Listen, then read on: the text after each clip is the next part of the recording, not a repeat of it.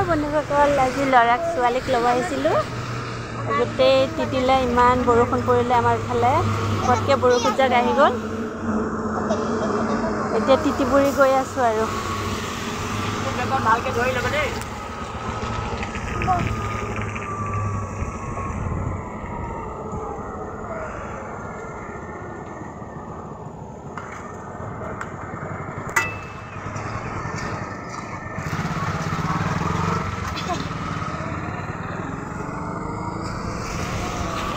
আহোঁতেনে খোজকাঢ়ি আহিলোঁ। এতিয়া যোৱাৰ সময়ত এনেকুৱা পটকৈ বৰষুণ আহি গ'ল।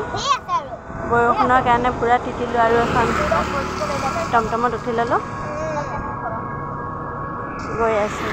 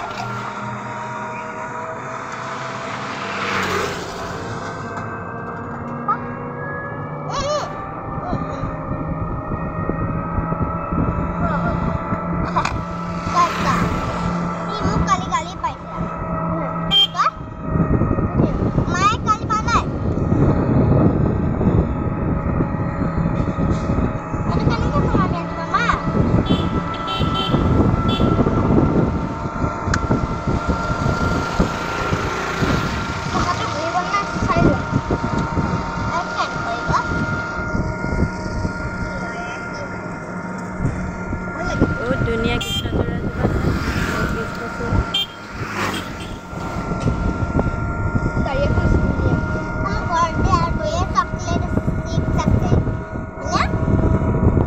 বেছি চিপছ খাব নাপায়।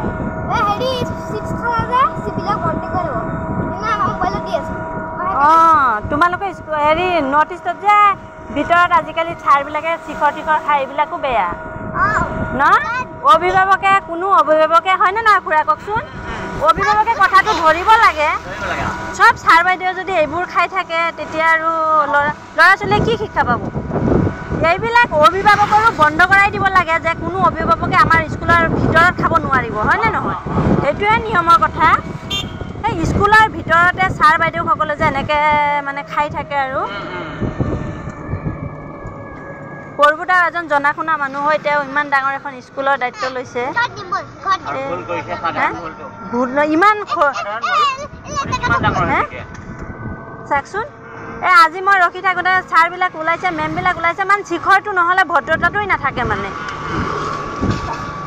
কিন্তু সেইটো নিয়মৰ কথা নহয়। যিকোনো